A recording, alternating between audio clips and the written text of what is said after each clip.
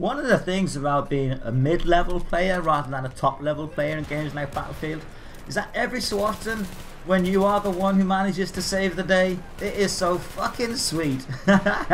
Seriously, if you're one of these like elite players who wins all the time, you don't just like to get that kind of rush when you're not used to it. Great stuff. Had my first game of Aftermath last night, Battlefield 3. I'm going to give you my opinions of it so far. Hi guys, this is Mud Muppet. How you doing? Regular visitors to my channel will know I am an average gamer. Like literally, you know, that's not me being any kind of false modesty or anything. I am average. Sometimes I hit the top, sometimes I'm at the bottom, quite often I'm in the middle. In this game, I ended in the middle, so I guess it's kind of an average game for me. The reason this is relevant is you want to know what my opinions are on Battlefield Aftermath, so I'm just making sure that you're aware. You're getting it from the perspective of somebody who isn't an elite player or anything. I'm just your average Joe 6-pack or Joe 8-pack, if I can get them, who likes to play games. Now, I haven't played Battlefield 3 since about the time that Armored Kill came out. Not that I had anything against Battlefield 3, I think I just really got hooked into Gotham City Imposters. And so I was playing that for ages. So when it came back onto Battlefield, I was pretty much like a noob.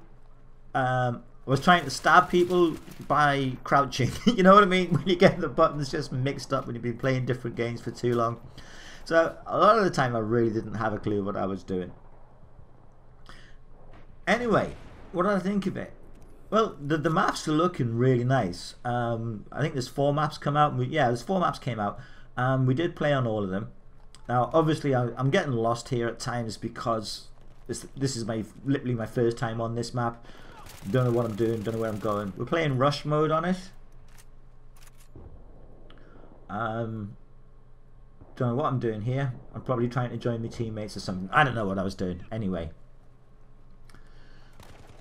It seems to be sometimes quite difficult to find the actual objective. Now that's probably an intentional thing, and I'm sure as you get to know the maps you'll know exactly where to go, where your flanking routes are and all this sort of thing.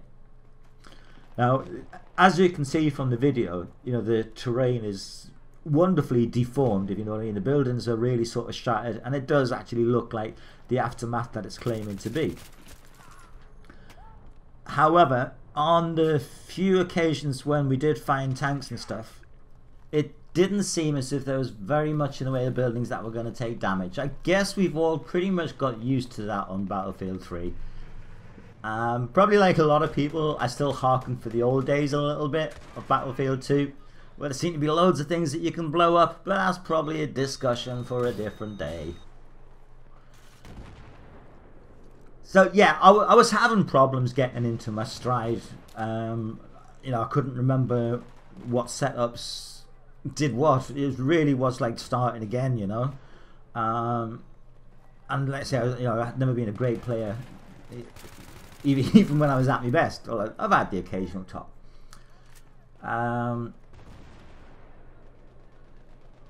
The mode where you've got to go around chasing the guns, we did play that. I forget the name of it. You start off with a pistol. You know, it's becoming a variant in quite a few games, and I didn't think it was that great. I wasn't a big fan of it. I'm not too sure yet if the guns are random. I'm hoping they are, because if they're not, it's gonna be pretty terrible for people like me who are casual players, because we'll be constantly up against people who know exactly where the guns are. So I'm kind of assuming and hoping that the guns are actually random. I guess the big question for a lot of people watching people's first impressions like this is the pack worth getting? You know, is the download worth getting? Like I say, I hadn't played Battlefield for a long time. Would this be enough to draw me back into the game by itself? I don't know. There's a lot of stiff competition out there. You know, there is Black Ops 2, obviously. I know some people hate it, some people love it. I'm not going to get into that debate. There's also Far Cry 3 coming out, which I'm hoping to get my hands on tomorrow, or very shortly after tomorrow. There is a fair bit of competition for it. Is it worth getting? I don't think there's anything here that's going to draw you back into Battlefield. You know, if you've moved on to other games, I don't think there's anything here that's going to draw you back in. If you are a fan of Battlefield, I think you'll enjoy it. You know, I think you'll really like it. If you're a big fan of Battlefield, you've probably already bought the premium pack and you're already playing this anyway. I did buy the premium pack for this, but I have to say, it was kind of probably a bit of a waste of money for me. I loved Battlefield 3 when it came out, but then just, you know, other games came along and I just started losing some interest in it. I will keep going back from time to time, but the premium pack, nah, it wasn't for me really. I did the same thing with Borderlands 2. You know, I was really into it when it first came out. I bought the season pass or whatever they call it. Well, they've got their own names for these things. And I've traded it in. I'll probably pick it up at some point, so there will be loads of new content for me. So yeah, there you go. I imagine that I'll be spending a lot more time on Far Cry than I will on this. I will still drop in for the odd game. Probably not enough to make me really comfortable with what I'm doing. I'll be like a perpetual noob. You know what I mean? I'll be the guy who's always thinking, did I go this way or that way? The guy who's always trying to throw a grenade by crouching and to stab people by lying down, because I'm just never going to be playing this enough to get that familiar with the controls. I think most of you will know already whether or not you want this. If you've been playing Battlefield a lot, get it, because the maps are good, but there's nothing really fundamentally game changing here, but it'll add a lot of interest to what you've already like. If you're a casual player, there's nothing here to increase your interest, in my opinion. You know, I'm not knocking it, I'm not saying it's a bad download or anything, but if you're a casual player in Battlefield, to be honest, I don't think there's anything here for you. Which is kind of a bit of a shame, because if you are, I mean, like me, I've got a lot of mates who do play Battlefield quite a bit.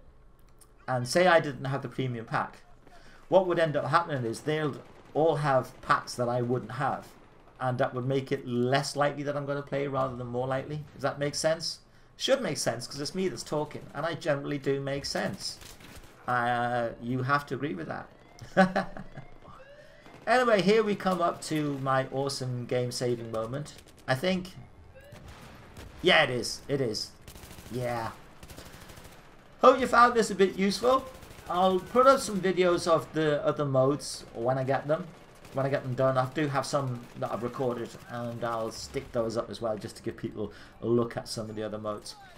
This is Muppet out. Take it easy, guys. Bye.